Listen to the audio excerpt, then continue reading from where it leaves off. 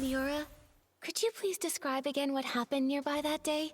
Especially the part where you saw Squeaky and Belford. Not a problem. When I arrived here, Squeaky seemed already caught up in hallucinations, pressing juice with wild agitation. Belford was on the other side, transporting detergent but already unstable. I tried to help but felt dizzy and accidentally bumped into him, spilling the detergent.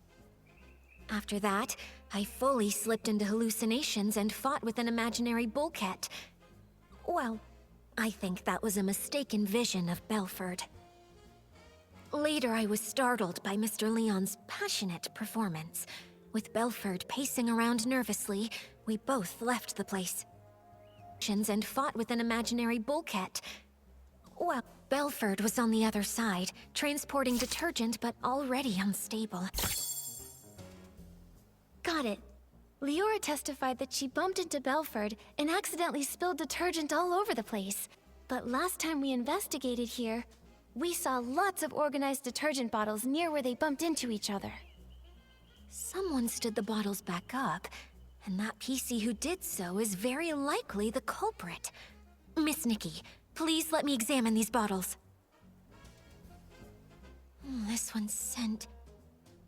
It's Benny.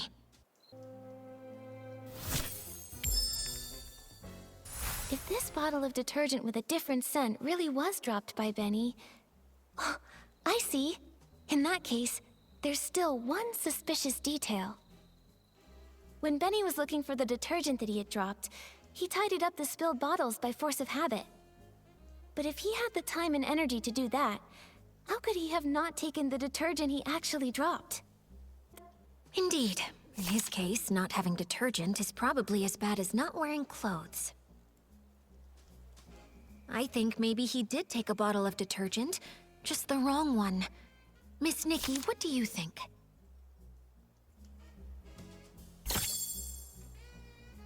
I remember Belford mentioned that the only detergent he's been transporting recently is the super-duper palmed detergent.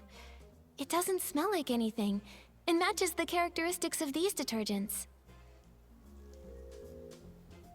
I see. Since the bottles all look alike, and the scent difference is minimal, it doesn't surprise me that he grabbed the wrong detergent in a hurry. Even if Benny did grab the super-duper palmed detergent by mistake, he probably realized it a long time ago. If he's already thrown away that bottle, we can't investigate further. Maybe we can find supporting evidence from other testimonies. Have other witnesses seen anyone with a distinctive appearance in their hallucinations? Like how I saw a sack with a big tear.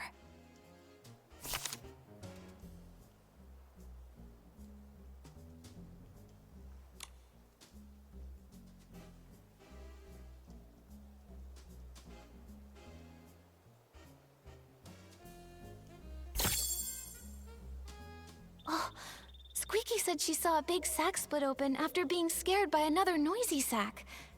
Maybe what she actually saw was Benny, who got a big shock from Mr. Leon. That's definitely possible. Looks like I'm not the only one who saw a hallucination resembling Benny.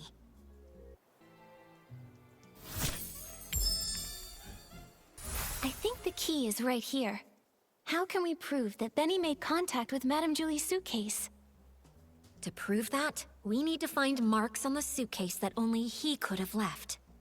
Benny definitely washed his hands with the super-duper pumped detergent he grabbed by mistake, but this detergent doesn't have any distinctive scent.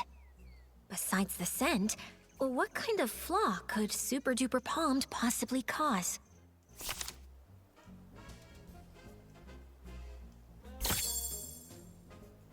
Alan once told us that super-duper palmed can amplify the effects of other types of detergent, so powerful that the estate won't even sell it to any outsiders. That's especially true when it's combined with One Breath Bliss and One Wash Fresh detergents. Turns out, this detergent can create so many effects. Maybe that's the key to spotting the flaw. Benny did. To prove that, we need to find marks on the suitcase that only he could have left. Madame Julie's suitcase is covered in dirt and scuff marks. If Madame Julie saw it, she'd be upset for sure. But she carefully picked the fabric for this suitcase. It shouldn't be this fragile. So that's it. Madame Julie's suitcase has always been maintained with one wash fresh, and that detergent has deeply soaked into the fabric. That's why Gordon could make a special tracking reagent to help us find the suitcase. But when one wash fresh is mixed with super duper palmed, it becomes a detergent with cleaning power that's too strong. The marks on the suitcase aren't from wear, but damage caused by washing. Oh, during the theft, the suitcase was covered in dirt, and Benny washed it with the detergent he had on hand, but the two detergents combined, damaging the fabric. Exactly. It's probably because he realized the fabric was getting damaged that Benny didn't dare keep cleaning. Otherwise, with his obsession for cleanliness, he wouldn't have tolerated so much dirt still on the suitcase. Liora, could you help think this through? With this evidence, is there any way he could still deny it? Considering Super Duper Palmed is not officially sold outside the estate, if he were desperate enough to fight back, maybe he would try to claim the suitcase did travel with Madame. If he were desperate enough to fight back, maybe he would try to claim the marks were there before the theft? This is it. This is the photo Palmy took when the choo-choo train delivered Madame Julie's suitcase. Look, the suitcase looks perfect here. Those obvious wear marks must have appeared after this photo was taken.